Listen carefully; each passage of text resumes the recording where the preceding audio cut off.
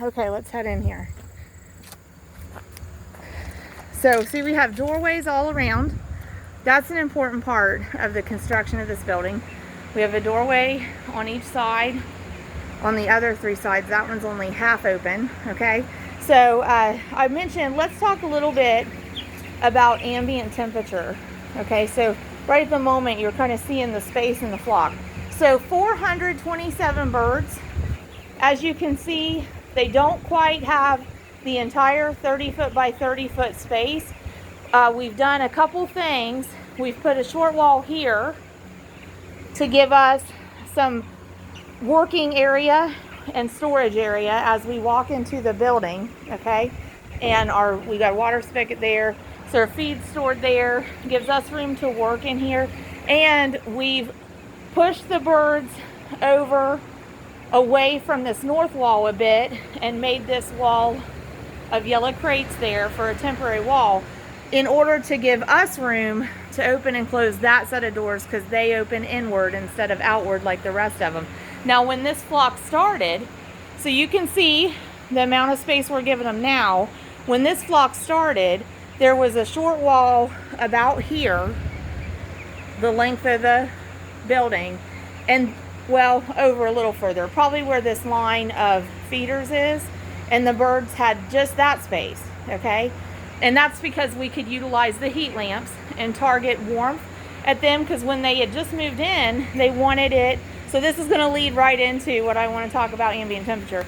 So when they first moved in, they needed the space around them to be about 95 degrees Fahrenheit, okay? Now, with meat birds, each week, the ambient temperature preference that they need decreases by about 5 degrees Fahrenheit. So at day 7, they needed about 90 degrees Fahrenheit. At day 14, they needed about 85 degrees Fahrenheit. So let's talk about that. So rural Southeast Ohio, USA, about 2 weeks old with our birds here, they needed about 85 degrees Fahrenheit. Our temperatures yesterday were in the high 90s, and real feel was higher than actual temperature, and real feel was about 100 degrees Fahrenheit. So about 15 degrees hotter than these birds want it to be. And it was hard on them. When you have heat, extreme heat with meat birds, a couple of things can happen. They become less active. They become a little bit on the lethargic side. They also will go off feed, so they're going to eat less when they have extreme heat.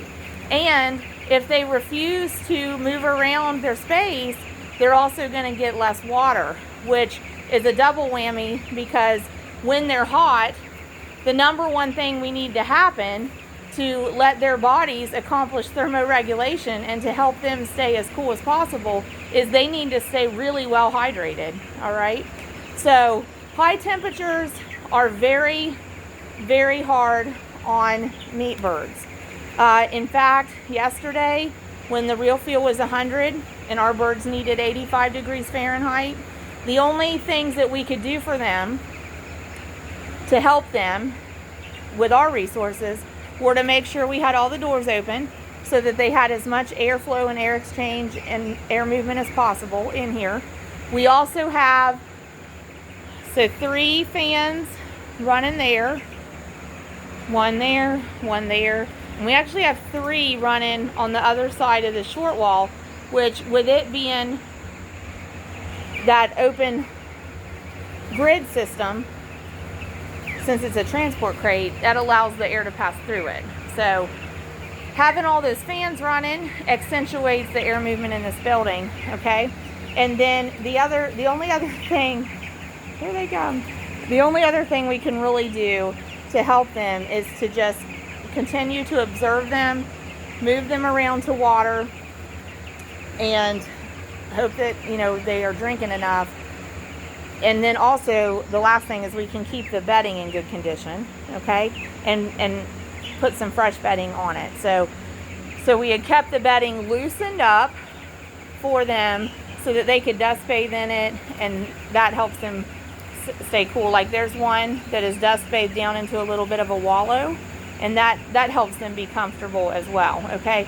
But even with the measures we can do, we lost a bird yesterday in that 100-degree real feel, okay? So that is disappointing, but on the other hand, when I have 420-some birds and I only lose one in the heat, there's also an element of gratitude that we didn't lose more, an element of relief that we got through that hot spell. But to give you additional perspective on how hot it was, like at evening, even like at about 9 o'clock at night, it hadn't got below 90 degrees yet. So it was still hotter than they wanted it to be. It was 11:30 at night before the temperature dropped to their comfort level. So we left fans on all night. We put the camera back on the birds. They're pretty active right now. This feels great to them. So right now temperature actually is about 77 degrees Fahrenheit outdoors, and real feel is matching actual temperature today. So it says it really feels like 77 degrees Fahrenheit outside. So that's really great for this flock. Even though they wanted about 85 degrees Fahrenheit, the thing we have to remember is that there is a lot of them, and they certainly are not crowded. They have really, really good stocking density, meaning lots of floor space available for the number of birds that's in here. They're just in an active phase, and the temperature is really suiting them. So that's why we're seeing this activity, which is a great thing to see in a pen of 2-week-old Cornish rock cross meat chickens. And it'll last a little while, and then they'll all like take a nap collectively, practically. So anyway, so with it being 77 degrees Fahrenheit, how come that's not too cool for them? Well, because like I said, it's quite a few of them. So even though the stocking density is great and they're not crowded, they do tend to stay together like in little clumps or little groups. So they are feeling some body heat from that. Also, they are really close to the floor, and they manure on the floor, and their manure produces its own heat. So they are feeling any heat that's coming off of the manure load that they are putting onto the floor. So that has a tendency in our poultry pens to raise the temperature just slightly. So actually right now, we probably would not need to require the fans in here, but as the day goes on, if it heats up a bit, we're gonna already have the fans running, and they're gonna enjoy that, okay? So we don't expect it to get much hotter than about 82 degrees Fahrenheit today, so it feels positively fantastic. So we love it. But ambient conditions are very, very important to raising meat birds, and that's a big way in which they are different than egg production chickens. It's still very important for our egg production chickens to have favorable living conditions, but they have a much wider tolerance of ranges of temperature and ranges of living conditions than meat birds do. And I did mention that we frequently get asked, do we raise our birds outdoors? Are they pastured poultry? Are they free range? Do we have them outside? And the straightforward answer is no. We use a confinement system in a barn. The number one reason we do that is to be able to maintain a positive, favorable influence over the ambient conditions relative to their needs and preferences for that age and stage of their growth, okay? A close second reason we opt for this production system that we've developed, and just as important really as our number one reason, but another reason that we opt for this production system is protecting the birds from predators. Protection of our flock from predators. Chickens don't stand a chance against hawks. Chickens don't stand a chance against foxes, bobcats, raccoons, weasels. We have all these kinds of things around us. And so if they can have an opportunity to get the chickens, they will. And some of these predators may take a chicken at a time. But some of these predators, I don't know if they invite friends. I don't know if they send out invitations and call it a buffet. But some of these predators, they will absolutely take multiples, tens, dozens at one time. So it's a very real concern if you're raising any quantity of birds, even small quantities of birds, to take into consideration what is the predator risk and what practices are we going to use to mitigate the predator risk. So being able to raise our birds in a building really helps us mitigate predator risk. And we got broke in on that from the very first flock of meat chickens that we raised in a big way. We had like 25, the very first flock we did several years ago. We only had like 25 birds, and one of our sons went out to feed them in just the first few days, and he came back in and he said, like, I forget now the number, but it was like 12 or 14 were dead. They were dead. They'd been like, they're almost beheaded. and he found them. So we got broke in on predator risk from our very first flock, and that's why we take it so seriously. So definitely being indoors like this, even with the doors open, gives this production system a high degree of predator protection for our flocks. We know that even with the doors open, the overhead predators, we've pretty much totally eliminated that risk. We still need to be mindful of if there would be a predator that would be willing to climb that. So like at night, the entire building is closed up. When we have flocks in production, there's overhead lighting indoors 24/7, and there's some lighting around the outside of the building. Some of it's 24/7, some of it's motion activated. So those are some things that we do to protect them from predators. But that's why we use an indoor system. And another couple points about the production systems that sometimes if you haven't raised chickens or even raised livestock that kind of aren't on the radar are part of our production system. For one thing, nutrition. We want to make sure that the animals get complete nutrition because they're production agriculture animals. We're trying to produce meat. We want to have the end product be wholesome food. We need to know that we're not having gaps in their nutrition. We need to know that all the nutritional needs are being met from start to finish. And so that's why we opt to get a commercially produced feed that's consistent in every feed sack, that has a guaranteed analysis of the nutritional value. So we feed Kalmbach 22% protein, meat bird, start to finish feed throughout. And we know that we have confidence that they're getting complete nutrition.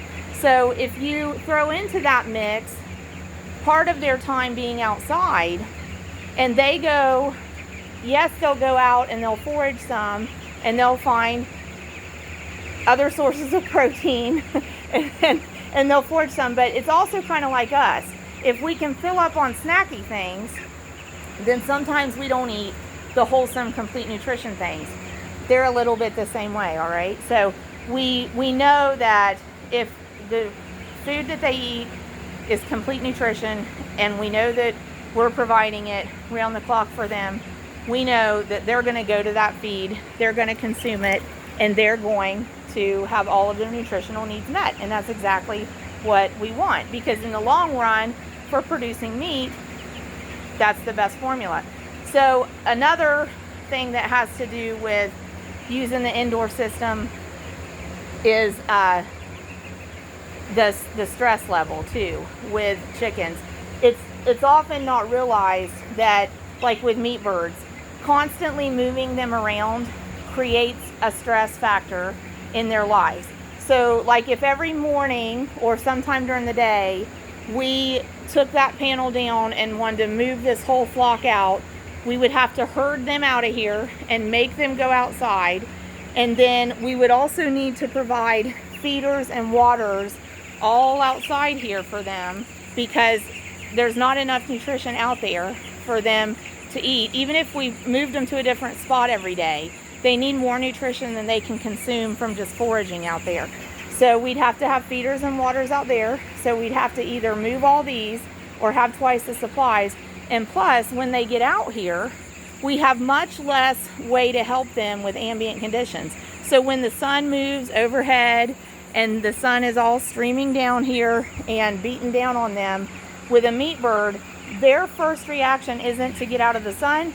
Their first reaction is just to sit down and bury their head, and I guess they hope for the best.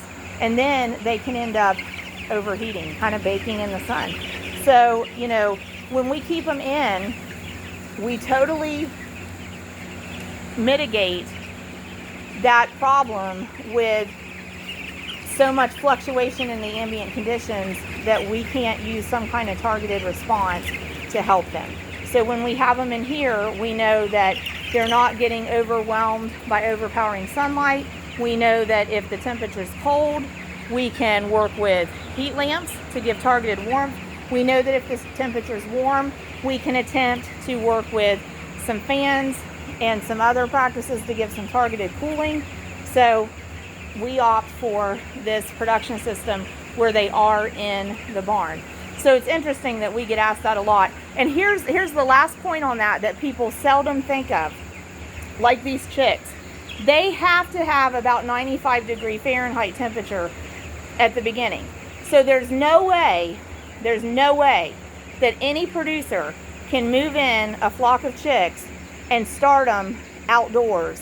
Over a 24-hour period, there'd be way too much fluctuation in temperature for those birds to be able to cope with the ambient conditions. They can't thermoregulate at that point. So we can't go from, 60 degrees overnight to 97 degrees during the day and those birds be able to handle that. Chicks can't do that. So we know right off the bat, even if meat is advertised as free-range or pastured poultry, we know that they weren't free-ranged or pastured the entire time. Chicks like these, any chicks, they had to be started in a brooder space that had targeted warmth. I can almost guarantee you that. Yes, I've seen stories where, we raised chicks and brooded them with no heat lamps, but those are really special circumstances with some kind of really specially designed brooder. Even if it's homemade, even if it's ingenious, there is some way that you're keeping the temperature agreeable to chicks if you're not using heat lamps. So we know as producers of meat chickens, there's no way that you're putting these birds outside for even the majority of a 24-hour day and night cycle until they're at least about 3 weeks old. Okay, that is more than half of their lifetime, most likely. At best, it's probably half their lifetime, because we really only need to raise meat chickens 6 weeks at most. We might only be raising them 5 weeks. So if they were inside for 2 or 3 weeks, they weren't pastured and free range most of their life. And then even when they get to the point that they are pastured or free range, they're probably only out there part of the 24-hour day and night cycle, okay? They're probably only out there in the daylight hours. Now, if they're in a chicken tractor, that would be an exception to what I'm saying. If they're in a chicken tractor, they could be outside 24/7 part of the time that they're in production, but they weren't outside 24/7 in the beginning. And again, unless they had electric wires and cords and heat lamps running out to the chicken tractor, then you could probably find some way to accommodate them from brooder stage outside. But again, it's very specific circumstances, and most producers aren't doing that. Most producers, even if they're labeling their meat free range or pasture poultry, those birds were started indoors in a brooder, and then those birds may be put outside in the daytime and brought back in overnight. Because most chickens, Like if they're put out in a pasture and they don't have a chicken tractor, it's not even safe for them to be outside overnight, because once it gets dark, they can't see. So that's why they roost or perch somewhere and wait for daylight. They don't see in the dark, so they've got to just wait for daylight so that they'll be safe again. And anything, if they're outdoors and accessible to predators, anything can get them, and they don't even see it coming, and they can't fight back. So anyway, but we are we're trying to make sure that we keep the feed going into these birds, and they've got enough space in here, and today is going to be perfect for them. Now, temperature wise, now tomorrow we're hearing probably back up to 90, which is a little warm for this age of bird, but we'll have the fans running, we'll have the doors open, so that'll mitigate that for them. So hey, join us again. We'll keep you posted on how they're going and how they're growing.